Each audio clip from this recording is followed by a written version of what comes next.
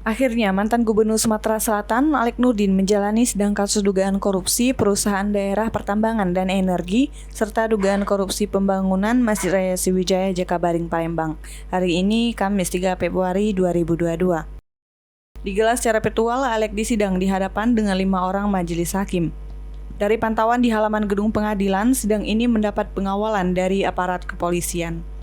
Sedangkan dari layar monitor di ruang sidang, nampak Alex Nurdin menjalani sidang dari layar monitor di Rutan Kelas 1 Palembang yang terhubung dengan layar monitor di gedung pengadilan Tipikor Palembang.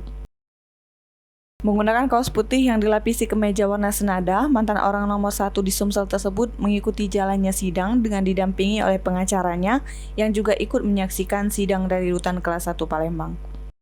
Untuk diketahui, selain Alex Nurdin, ada juga Mudai Madang, Caca Isa Saleh S, dan A. Yaniar Hasan yang terjerat dalam kasus dugaan korupsi perusahaan daerah pertambangan dan energi, serta dugaan korupsi pembangunan Masjid Raya Sriwijaya Jakabaring.